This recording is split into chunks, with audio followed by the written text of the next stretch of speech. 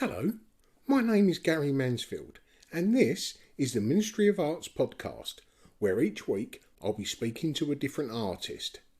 Now let's begin by bagging these bongos.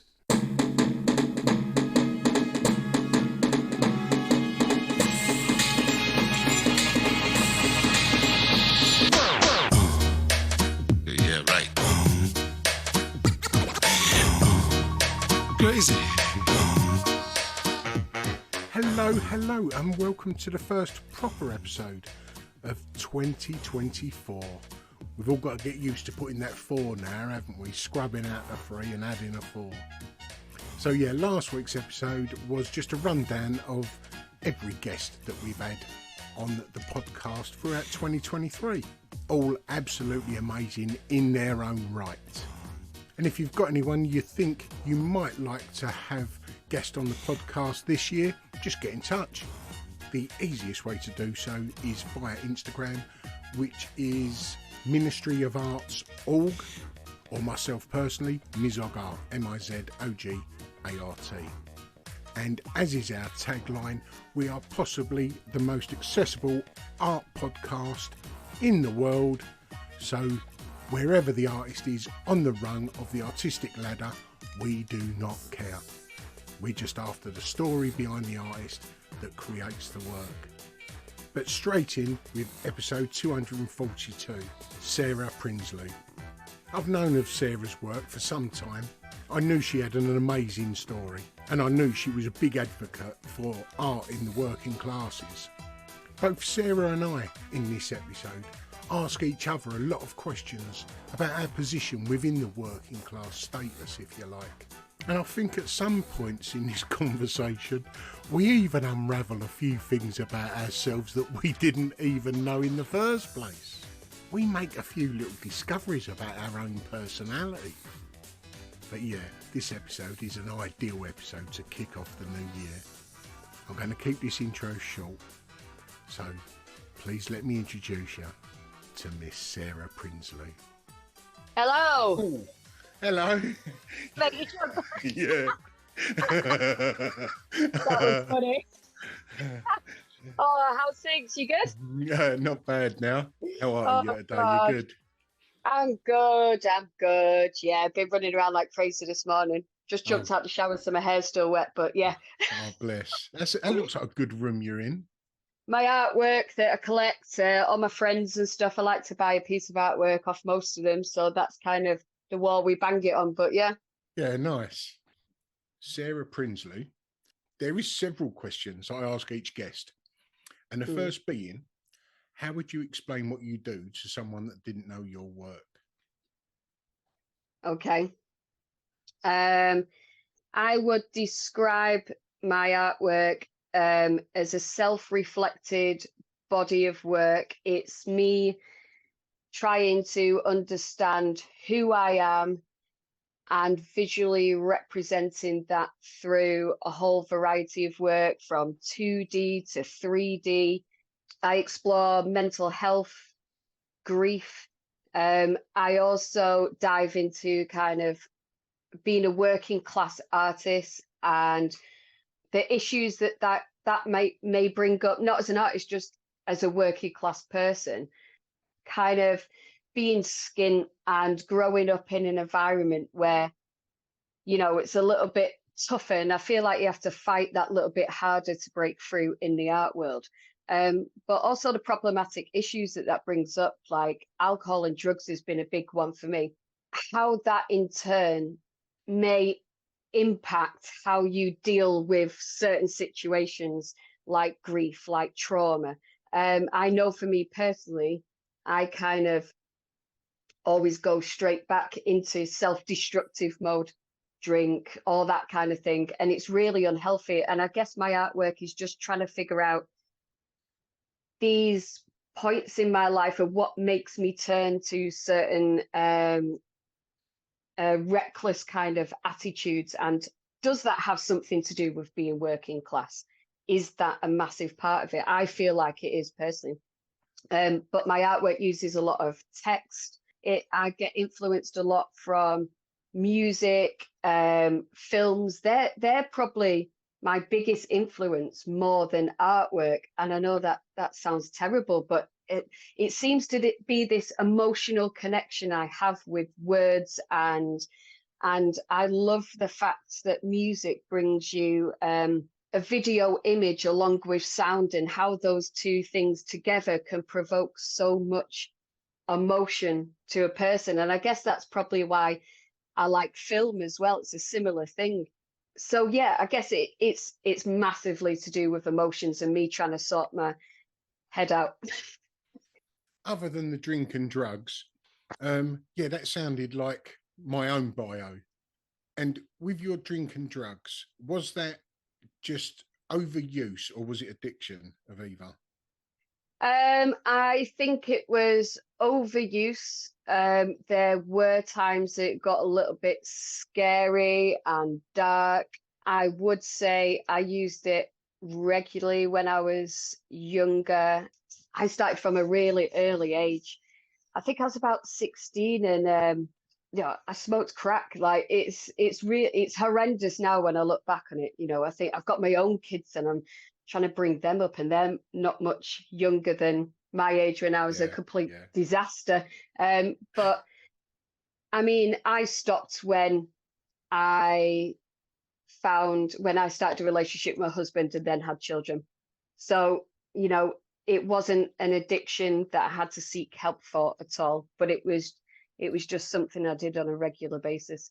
Now you just said there that there was two things that made you stop: meeting your husband and having children.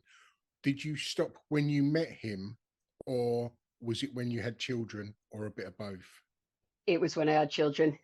Yeah, yeah, Yeah, for sure. And he had two older children, so I knew it was coming. I knew I had to control that at some point, but I still was partying pretty hard at that point, yeah, when I met him. But I knew it was something that I had to do at some point. yeah. And was he the type of person who would use that lifestyle as well? Yes and no. So weekends, Yeah. but he never had that extreme that I have, where I was always the person that went over the top. Oh, so he And sort of let his hair down, and you, I yeah, just went stupid. and yeah. So he was the one trying to rein you in most weekends, I presume. Yeah. And it's still like that, even though there's not there's not drinking drugs about. It's still, he has to rein me in quite often. I think it's my personality. I've just got that personality where I hit things really hard. I go to the extreme for Yeah, sure. And I think it helps with my confidence as well, or the drinking yeah. drugs and stuff like that. Yeah.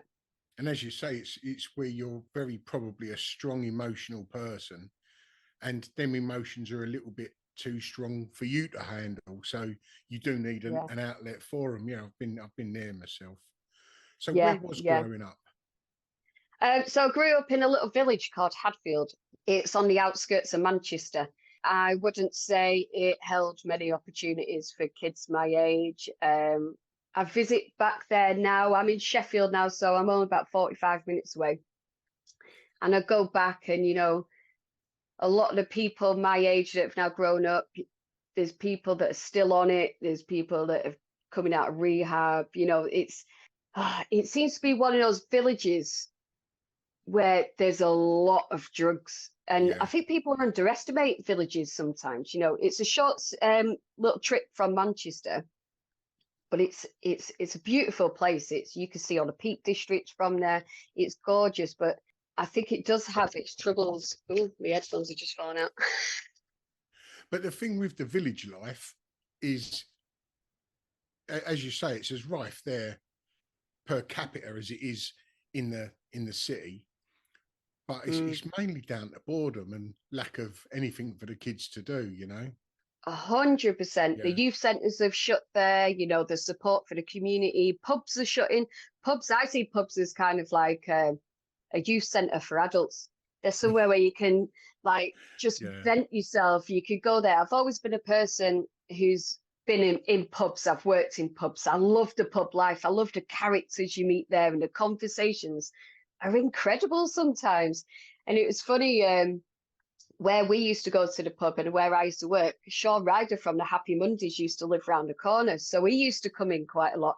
And this was Nice. before he sorted himself out, so he was still a bit of a nutter. And he used to come in and cause chaos. I remember once he Brilliant. tried to fly kick the barmaid once. It was crazy, but yeah, lots of characters, but lots of really talented people as well. Yeah. Lots of musicians, you know, when it's a lock in it in the evening, people would get the guitars out, fiddles out, whatever. It was Nice. it's just, but they're not like that anymore. They died down. Yeah. You know, I go in the same pub now and it's dead. And you're Yeah. just like, oh, all the characters gone, you know. Yeah, they've sort of divided and conquered the government, haven't they, on the socialising front? Oh, for sure. Yeah. Yeah, it's not good. Was there creativity in the home growing up? Oh, bags of it, bags of it. Brilliant.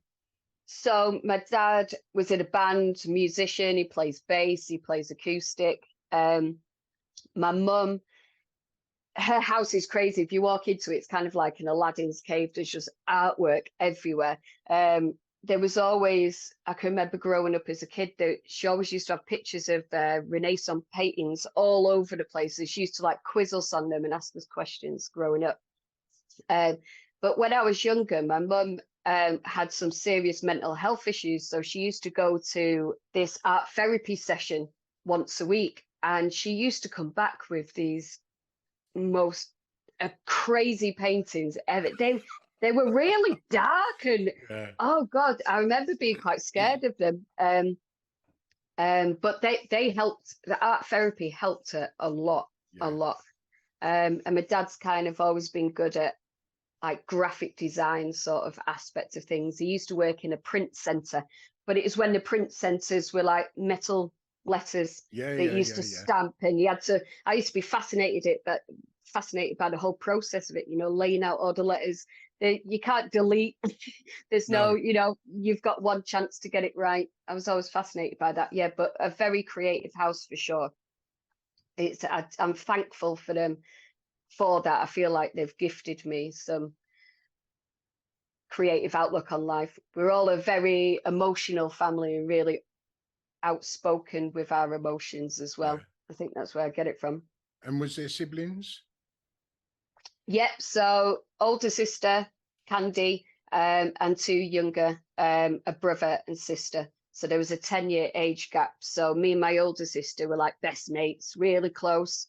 And we confided in each other.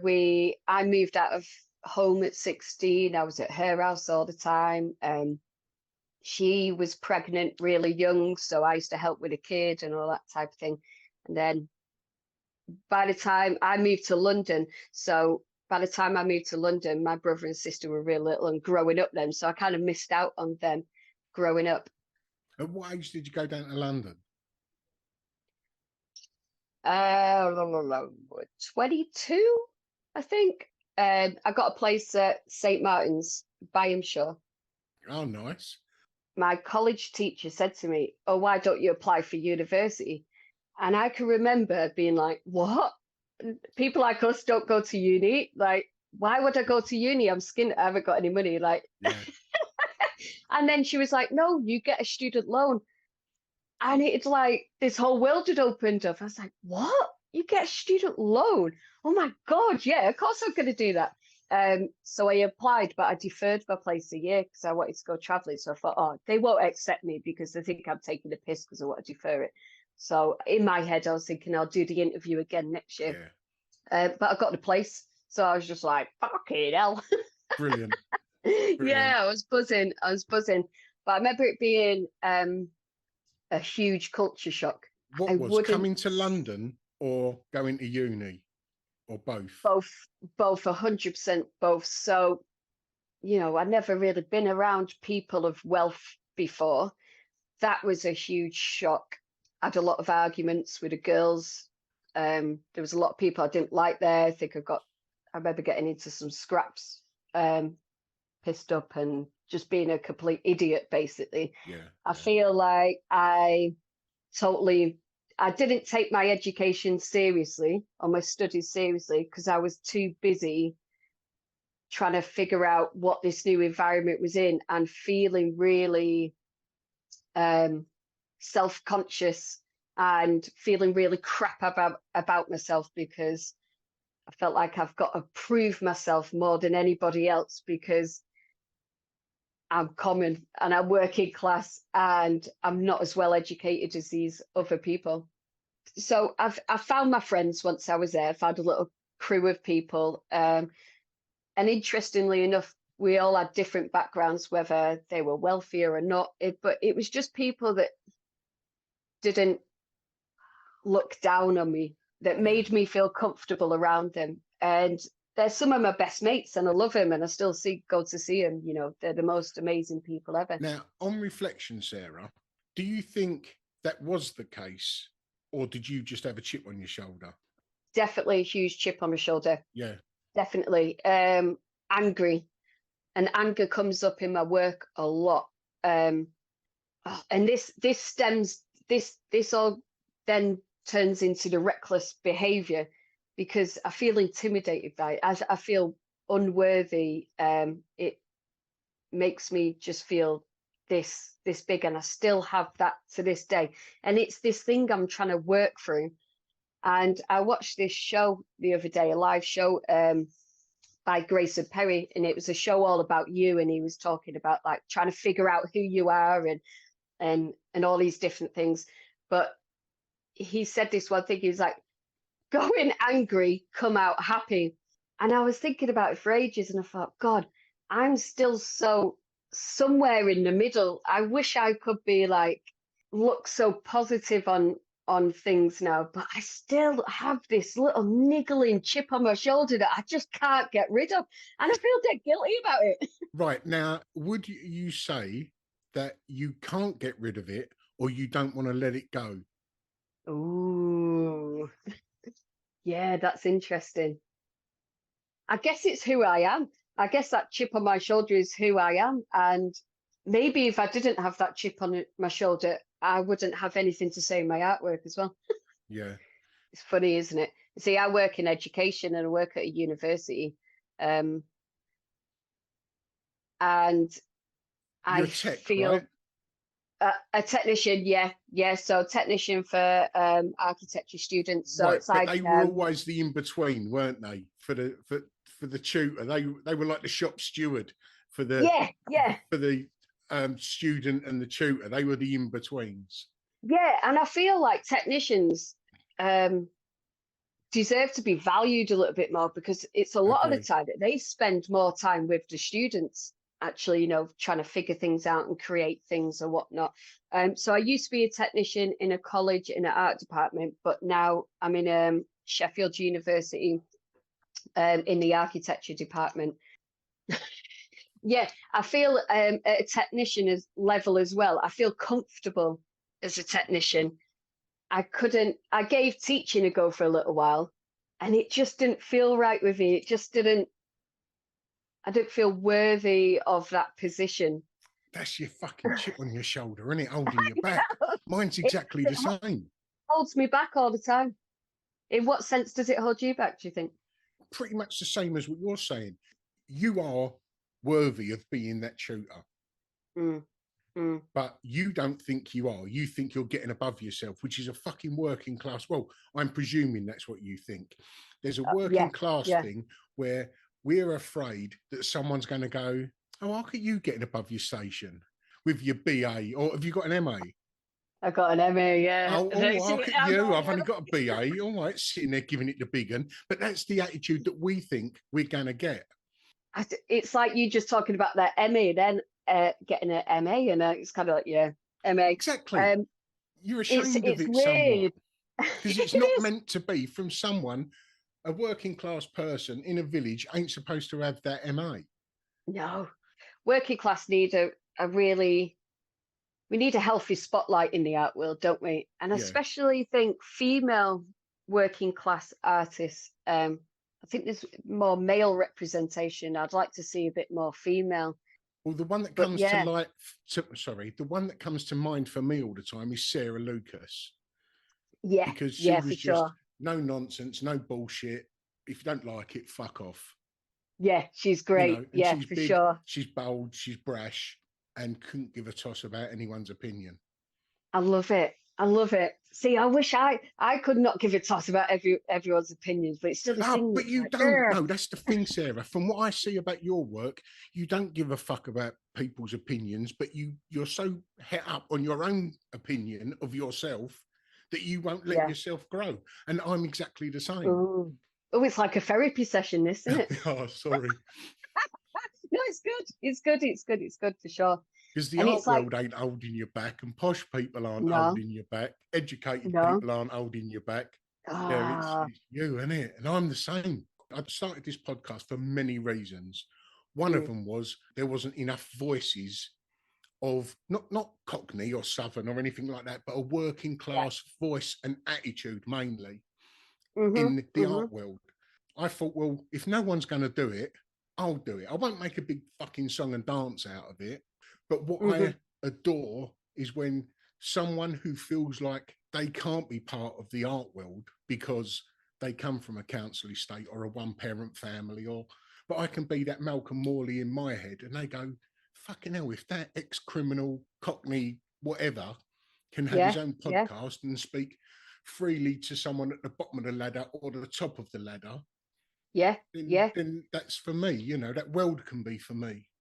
And I guess it makes people kind of like myself more comfortable speaking to you right now and influenced by what you're doing as well. But yeah, definitely knowing that other people are achieving things like that then only builds this momentum for other people to have a go as well from working class backgrounds. Yeah.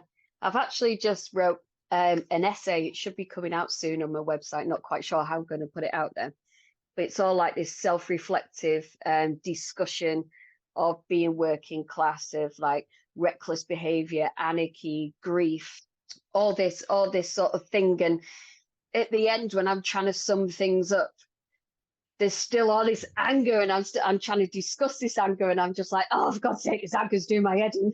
I feel like putting together a written piece of work, a body of written context is only empowered my artwork that I'm making as well, and kind of clarified to me what I'm trying to do in my head, and it's definitely made my work stronger.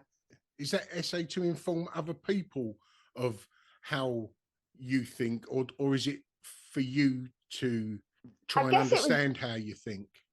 it was both. So at first I was thinking, right, why are people actually gonna look at my artwork? Like, so for instance, if you share a picture on Instagram, you post it and it's gone. Like, people might see it, they'll forget about it next week or whatever. But people need to know the story and the reason, right? So I started kind of putting together a little written piece, but it was starting to be more like my life story. And then it transformed into something else. So I was like, you know what? It's almost like a sob story. I don't want this. Like, this is not what it's about. I found it was always like negative, negative, negative. I was like, you know what? Scrap all this. I'm still going to have aspects of that in my written piece, but it's not going to be the forefront of it. The forefront is trying to analyze that behavior and why it may be there in the first place, and how we can have healthy discussions about these things of working class and recklessness and whatnot. And then it just became really interesting. So I'm part of the Working Class Creative Database. They're absolutely Love it. amazing. Oh, they're just fantastic. They're a Never even great heard of it. bunch of people. Yeah, Working Class Creative Database. So you can submit to be put on their website as an artist and whatnot. But you join a WhatsApp group and they send you opportunities. They are a lot of them are in London, but there's a few popping up in Leeds and Sheffield. But what it's great for, I wrote this essay. I'm not amazing at writing, never have been. You know, I messed up at school big time, so that doesn't help. But I sent couple of people in there a copy, and they read it, and they gave me so much insightful feedback that just made me think of things a little bit differently. So I grammar checked the whole thing. I was like, this is sick. I was like, wicked. But yeah, great bunch of people if you want to check them out. I did an exhibition with them in Archway, I think about 2 years ago. It was called Pure Class, and it was the work there was outstanding. It was brilliant. We just managed to find an empty warehouse, and we put all the people who owned it let us use it for a week, and we put a load of work up, and it was brilliant. I think Jeremy Corbyn turned up as well. Blinded. It was ace, yeah. Right, how do you define the word skint? Is it just no money, or is it poor? I'm skint. What does that represent? I guess a big one for me personally, what it makes me, I guess it's different for different people. Skint is, it depends what kind of level you're at. You know, if you haven't got a job, being skint, I guess, would be a bit more drastic to what I feel skint is. So for me, paying my bills, for instance, is always a massive worry. When I get paid, I stress more than when I've got no money, because as long as my bills are paid, like I could do the rest of the month with no money, that's fine. As long as there's a bit of food in, it's all good. But when I have money, it stresses me out more. I don't like having it, and trying to organize that. And have I got enough money to pay all my bills this month? Yeah, that causes a lot of anxiety. I'm in a better place than I was, say, 10 years ago, but I've never been wealthy. I couldn't even imagine being wealthy. I couldn't even, I'd probably go into another kind of mental state of guilt then, and I'd probably hate it because I'll feel really guilty. I don't think I could cope with it. So a lottery win would push you over the edge, you reckon? I don't know. It'd be interesting to find out. It'd be nice to find out. Yeah, of course. And what are you doing with the I'm Skint artwork? I saw it as a banner. It looked like a protest board, more or less, didn't it? That's exactly what it's supposed to be. So it's a whole series saying different things, and it's almost like they're a picket. They all relate to working class kind of backgrounds, but current times as well. So We're Fucked is the one that I'm kind of getting out there at the minute. But it was funny because I was in my garden and my son's taking a picture of me, and I'm there in a dressing gown and my sliders kind of holding the thing. But that's what I want it to be. I want it to be real life. I don't want to be like brushing my hair, putting my makeup on to have it, because it's not what it's about. This is like raw, honest work. That's exact, and I have to represent that in the way that the work does as well. So he's taken a picture of me, and then what I've done is I've cut that out, and I've been putting myself in different backgrounds. So I kind of did the hospital. I've done I did the supermarket, going on about kind of how pubs are shutting down, and the whole thing with supermarkets and the cost of living and whatnot. But I'm finding it really interesting using these as soon as you put that piece of artwork in a different environment, it conveys a completely different message. Yeah, for sure. So I'm having fun playing around with it. How would you be about taking just the I'm Skint banner and finding a protest and putting it amongst that? I like that idea. I like it. It's not you being put in that environment. It's your theory being put in that environment. Yes. And I'm really getting into these Instagram reels at the minute. And this ties in with my love for visual imagery and music, and how, you make a reel on Instagram, you kind of got your video, but it doesn't really mean anything until the music goes with it, and then it turns into something else. So I've been like collaging all these different things in my reels that then tie in with what I'm trying to say. So it'll flash on every couple of seconds, me holding my side saying, we're fucked, we're fucked, we're fucked. And then it'll be like the Sunak thing that he was saying, it was just absolutely ridiculous about the trans community, and all this fucked up stuff that's happening. But then also little hints of me as a person in there as well. And it's almost making like, I really like them. I'm really getting into it. There's something about that kind of moving image and music, and yeah. I asked your definition of skint earlier because, we all put it down as just not enough money. Mm-hmm. I mean, skint doesn't have to be financial. It could be morally skint. Like I Yes. see the conservatives of being completely poor in their moralistic outlook at society at the moment. So they could be skint of morals, although they've got all the money that they want. Yeah, I like that. I really like that idea. Ooh, that's one of them that I'm going to sit there this evening, and that's going to be turning in my head, and I'll probably be like, something else will be born out of that, I'm sure. Yeah, really, I really like that thought of it. Well, which piece that you've created do you think has got the strongest emotional connection? Ooh, oh, that's so hard. So I've got a whole new series that I've made, and I'm slowly releasing those out to the world. Which are, or are they a secret? They're pickets. So lots of the same A1 pickets. Got canvases. I've done this whole spin on Art Nouveau, classic, overpopulated kind of imagery, and I've dragged it through current times and turned these, I call them trashy ladies, into kind of aspects of myself, and they have subtle hints of like low social class status and kind of carrier bags and cheap cider and rats running around and things like that. I've really enjoyed them, but I think the pickets are really conveying what I'm all about. And it's so simple. It's that, like, their ink, it's just scrawled ink, but words have such a powerful reaction to me. If I hear something in a song, or if somebody said something that I really like, I'll home in on it for weeks and weeks and weeks, and I'll get emotionally charged by those words. And as soon as you put those words onto a piece of paper, your audience may get a totally different idea of what your work is about. So it opens up this kind of worms. So like, so musicians, such as the Idols, I've taken some words from them. I don't know if you know them. They're kind of like a punk-esque kind of work.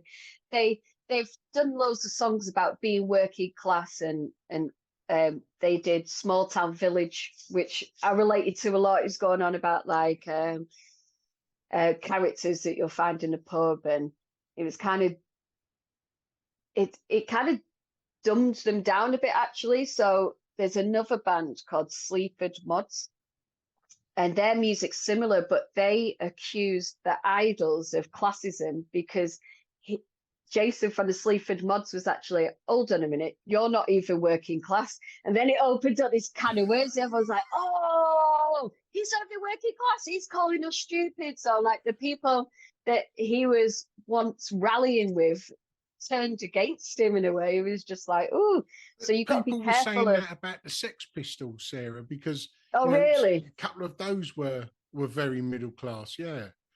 Oh, okay. Oh, I didn't know that. I didn't know that. So I guess it's this thing that if you're in the limelight, people are open to attack you for Of things, course, aren't they? yeah, I yeah. suppose. But it puts into context, like it's really important how you deliver something. And I guess, if you deliver it wrong in the wrong context, it can have consequences. I'm trying to figure out what I'm trying to say. And I guess that's where this written work comes in to back up exactly who I am and what I'm trying to do. So I guess it's trying to deliver them in a way so people understand the message of what they are. So I'm Skint is probably the one that has a lot of ties with me personally. So I think that's one that I feel strongly about, but I feel like I have to explain it because it could be not understood, not like, I don't know. Not really answering that question well, Emma. You're saying that you're skint. I mean, if you found the actual definition in the dictionary of skint and put I am and then the definition, It'd still say the same thing, but it'd appeal to a completely different person, wouldn't it? It So I would. don't. I've got to see what the definition of skint is in a Do dictionary, it. because if And you I think it is a start of something. I think there's more to come from this. I feel like I'm only just beginning with it. because at the moment you're looking from a working class perspective, you know, you're opening yourself up to the world to say this is what I am, or Yeah, this is what yeah, people like me are. yeah, But yeah, that might not necessarily be true. That might just be in there. You think you're skint, but you're possibly not. You yeah. know, I mean, your skint compared to Ooh, someone else's skint is a different thing altogether, isn't it? exactly. Like skint definition: having little or no money available. I like that. Yeah. And what does it mean by available? You know what I mean?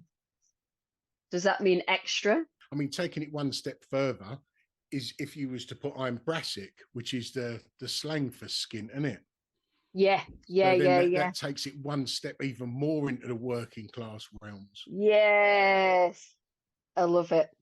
I'd always say to my mates, who'd be like, "Oh, you coming to the pub?" And I'd be like, "Nah, I'm skint." And they'd be like, "No, come on." And you go, "Nah, I'm skint, skint." Yeah, That means something completely different. That means you're on your ass. yeah, Nah, I'm skint, skint like that. Yeah. And they'll go, "Oh, right, okay, no worries." yeah, and we all know what that is. Would you ever be able to let go of anger as an artist? Can you I, still? Would you still be able to say as much if you wasn't as angry? Because I feel like I want to let go of my anger. I feel like it is a huge hindrance, but then it also serves me something to talk about using creativity. But I'm sure if that anger wasn't there, I still have something to say. I've always got something to say. because I found talking about myself when I left uni and or when I started out as being an artist, I would talk about me being the prisoner. Mm, And mm, then I don't know at what point it changed when I spoke about we are prisoners. And as I say, I don't know at what point that changed, but that felt mm. like I'd grown up a little bit, you know. Yeah, art changes and it grows and you discover all these different points in your life and how your behavior changes. And I remember someone saying to me once, they were like, "Why don't you just write something nice?" And I was like, because I can't. Because I've got nothing nice to say, that's why. And I do feel like my recent body of work is highlighted just how negative I I am or have been, but I do feel like it's changing. I do. And I can't say it's changing into something like Grace and Perry said, something happy and nice. And I don't think it's changing into that. I think it's changing the way I think about things. You know, it's not all about me. It's about something way bigger than that. You know, yeah, I could go on about how I'm skint and I'm working class, but the issue is so much bigger, and that's where the discussion is. You know, there's other people in the same boat, and it's collectively together we share our experiences, but it flags up issues in society that maybe we need to discuss more. Yeah.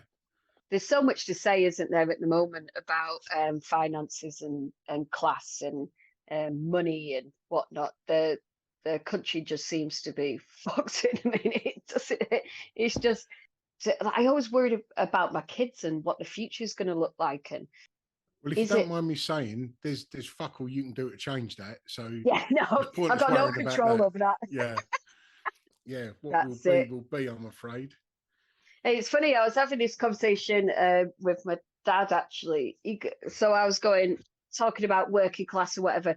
He goes, "I'm not working class," and I'm like, "What?" And I was dead confused. I'm like, "What?" But I've looked back on how our lives have changed, and especially my mum and dad's. So we were skint on a council estate. And me and my older sister had a totally different experience growing up as my younger siblings. And that was because of a few things. My granddad passed away at some point, and there was money left to the family and whatnot. So from that, my parents then bought a house, and it wasn't a council house. They moved off the council estate and bought a house. My dad, at some point, didn't work in a print factory or on a factory floor. He now is a director of a factory, and it's changed everything. And I because I left home really early to escape because You it was left home just during the fucked. working class years. Exactly. I was trying to escape home as much as possible because it was shit. It wasn't nice. You know, my mum was struggling. Like, you know, it wasn't a nice environment. We had lots of nice times. I don't want my mum to be listening to this. Like, yeah, great. But it was difficult, and because it isn't anymore, they, like, what I'm trying to say is, at what point does class change, and can it change? Can you change class? Because I've got a steady job now, can I still say I'm working class? But I'm like, damn right I can. I know my roots. I know like who I am for sure. But my dad can't get his head around it. He's like, no, I'm not working class. And I'm like, Wow. we have so many rows about it. It's a funny old world when you're trying to categorize. I think because, you know, it used to be simple, didn't it? It used to be like working class, middle class, upper class. But now, because of the internet age, jobs have changed. Yeah. You can be at home and be a YouTuber and earning thousands of pounds. And, you know, is it your job that defines your class? You know, I don't know. No, see, Is it? no, I don't think it's. I think it's your attitude and your outlook. Yes. Because on my council estate, when I was a kid, there Yeah. was people on there who would go to the theatre, who Yeah. would have their kids come in and read. You know, that is a different outlook, and they were a bit different from the rest of us scallywags who were running around doing whatever we were doing. You know. And it's funny you mentioned the theatre as well, how, you know, people went to the theatre and it was kind of different. When I went to watch the Grayson Perry thing at the theatre the other day, I bought 2 tickets. I couldn't find one person to come with me. So I was just like, right. So I went on my own, and I went straight after work, and I'm in my trackers in my hoodie or whatever, queuing up, and everyone's all dressed up fancy, and I'm just on my own, like, okay.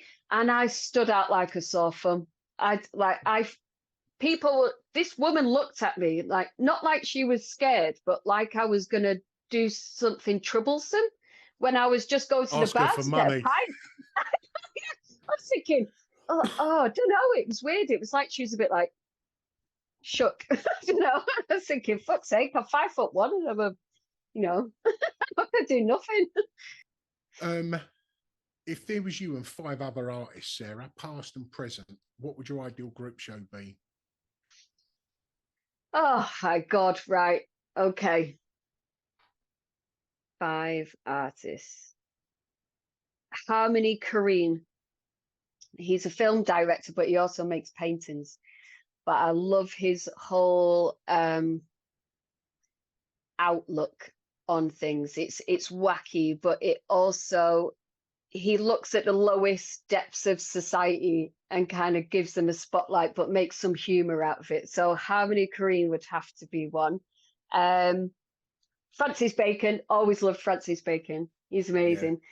I love that most of his paintings were made when he was drunk. I just find that crazy. Goya, always been a huge fan of Goya. My favorite series would be is it Black series? Black paintings? They're my favorite. It's got the kind of like creepy guy eating someone's head off. I love it. We went to Madrid to see them. They're some of my favorite pieces ever. And then, do you know what? I'd have Kurt Cobain in there. Even though he's a musician, I love his drawings. really cool drawings, like his journals. They made his journals kind of public. I love his work. And then one more, you forgot on the wall. Do you know what? Did I say Lucy and Freud? I No. didn't say Lucy and Freud, didn't it? It's interesting actually because I've said a lot of classic painters there, Yeah, and who are all from wealthy backgrounds. yeah, and I kind of feel a bit ashamed now. You've changed even through this fucking conversation, Sarah. Oh, for God's You've sake! changed since you said about having an MA. You've gone all like posh on me. I think because what those artists were that I named were some of the very first paintings that I actually saw real life that got me interested in art in the first place before I knew anything about them. And Bacon was one of those for me. You You know, mentioned at the start that one of your foundations was grief. Is that grief from a passing?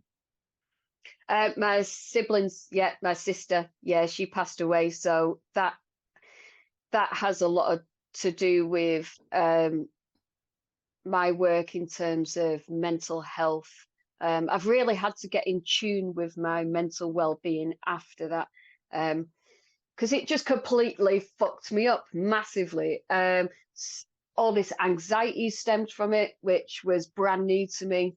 Never really been a person who had to deal with anxiety until all that happened. So I had to learn new things. I had to delve into the world of mental health to understand and try and figure out, you know, all these things, all these new emotions to me, why they were happening. It was awful. It was awful it was 4 years ago, and I say the first 3 years I was a complete mess, for sure. Like, she was my best mate, you know what I mean? Like, literally Was it my your older sister? my oldest sister, Oh, yeah. okay. Yeah, Wow. yeah. And she's left a family behind. She's got kids and, a husband and stuff. So that's also psychologically really difficult to get your head around. And, it's just a horrible situation to be in. But yeah, turned to drink again, started drinking again, which wasn't good. I had a bit of time off work, but then forced myself to go back to work after about 3 months and just try and sort my head out. And that's where the It's Okay project kind of all happened as well. So started the It's Okay project, not for profit, where we were making. So it's a not for profit company, and we make zines, which are like little magazines at A5, but they've just got loads of really cool, creative artwork, poetry, whatever in there.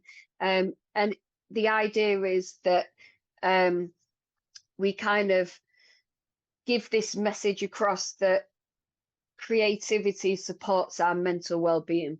What we don't want it to be was a load of images related to mental health, because they could get quite dark. People send you loads of pictures of paintings of people crying and you're just like, no, it's not what it's about. It's about celebrating all these creative things and inspiring somebody to maybe pick up a pen, write a poem, a song, or create some artwork. Because I know at that point when we were in this world of grief, I couldn't make any art at all. My brain couldn't even function. I wasn't on that level. I couldn't produce anything. And it was really natural how it happened. I just found this way of collecting other people's creative work and harnessing it and, putting it in a little magazine. And that's what. And who's that magazine pointed to? Anyone or? Anyone, yeah. But we've had a bit of difficulty at the minute just surviving financially. So it's actually really hard to run a business. So, our magazines were never supposed to be profitable. They helped us get by a little bit, but then the accountants jump on and they want paying and and websites and whatever. So we're actually closing it as a financial business soon. And what that means is it's still going to be there, it's still going to survive, but it relieves all this stress off us to make enough money to survive. And we're just going to turn it into an online thing. So, like, we could still make a zine, a magazine and then just have the pages on the website. It just seems the easiest thing to do at the minute, so it's not affecting us, because it was becoming really difficult. So we're Yeah. just kind of changing it into something else now that isn't, money is just out the question, because it's not about that. Money's, you don't want to be thinking about money. Yeah. It's not that sort of thing. Well, the creativity, everyone knows it's a therapy anyway, no matter whether you're doing a fine art painting or writing, we're all fucked on a bit of paper. Even if you're not looking as art as a therapy, what it does do, that little bit of concentration while you're creating, takes you out of your mental environment and puts you someone else, and puts you somewhere else. And it's funny, I was thinking the other day when I first came across you art wise, and I was thinking, oh, when was it? And it was actually at the Jealous Gallery, Katie Piper exhibition you did, because I was interning for Jealous Gallery and I was serving the drinks that night. Oh, you're joking? Yeah, Oh, there you go. yeah. Which one was it? Face Value what? It was it the second one? Two. That was my Face first Value one at 2. Jealous, yeah. Okay, yeah, it was then. It was then. And I met somebody whose Instagram handle is I Dream of Colour. He was fascinating. Right, James Gray. That's Right. it. Me and Now, him got on pretty well. Oh, I thought the exhibition was really inspiring. I loved it. I thought good. it was great. It was Oh, a great thank you. concept. I love the two people kind of coming together to make some one. Oh, it was Yeah, just and brilliant. not knowing Mhm. what each other was, and yeah, it was a Yeah, good. I'm aware it was a good thing, but yeah. and um, if you weren't an artist, what would you like to be? Hmm. Wow, God, that's a question, isn't it? A stay-at-home wife. What in No your middle stress. class? That's it. A middle-class house, sipping wine during the afternoon, and then driving off in my Range Rover to collect the kids. Nah, no, that's not my life. I'd like to work in the countryside. That'd be nice, like a farm or, something. I get bored, and I think that's why I turn to art as well. I have to be doing something with my hands. How about going back to I have to villages? be making. How about Mm. taking a bit of urban creativity into the village life? So it's like the full Oh, circle, you know? yeah, I like Going from that. I like village to that. village, like I go from prison to prison to try and sprinkle on a little bit of creativity, you know. It's funny, you don't think about these things until you have these conversations. It's not often you get asked the question, hold on a minute, who are you? What's your artwork about? How did it start? And you're like, oh, right. No, but then It's what not it often you does, have that conversation. this is what I've realised doing these. And Mm, I see an artist as being on a train track, you know, and it doesn't deviate from that destination. hmm Occasionally, when you have conversations, not like this, but when you have conversations with other people who make you think about where you're going, all of a mm. sudden that train track has a little siding where you can sort of pull over, stop, reflect, and go, hold on, I could just take a little fucking angle off here. And then you go down this new line, you know, a new path, and Yeah, other ideas come into your mind. I And definitely feel like that's happened recently with me, for sure. I don't know where that other track is going, no, but it's definitely, it's exciting, though, isn't it? it's exciting. I definitely feel like I've stepped up a gear Yeah, and maturing with my art. I do yeah. feel like I'm maturing with my art for sure. And do you Mm. think that is more that you're starting to deal with your grief and your anger because they're very probably combined? Yeah, and it's I'd say just understanding it as Yeah, well. Um, at the time you grieving and there's all the shit going on, you kind of like, yeah, it's because someone's died and it's really shit. Of course I feel like this, but then it changes, grief changes over time. It's yeah, actually a really interesting thing that happens when, especially when, you know, you love that person so much. It's the more love you have for that person, the more intense it is. And it manifests and it changes over times, and experiences are different. So I skateboard, and that after when I was grieving, I found it really hard to go to the skate park because my brain just couldn't comprehend with that environment. It Yeah. it didn't feel safe anymore. It didn't feel like a safe place of what it used to be. It changed, and it's like, wow, how something like losing somebody can impact how a space relates to you. Like, Yeah. it's mad. Mm. And the thing is with grief, I'm not a religious person, but if they were looking down and knew Mm. that you was living 80% of your waking life being miserable because of their loss, that would make them Mm. as miserable. You Yeah, know, it just needs yeah, that little something to find to celebrate their loss or celebrate yeah. their being. Are you in a better place now? I'd say so. Yeah, for sure, for Good. sure. More positive, and maybe I can implement this with the anger that I feel about other things. Maybe I could be like, "Yay, going angry, come out happy." See, I've done it with grief. Or even meet it halfway and just change your anger for frustration. Yes, yeah, I think so. I think it is changing for sure.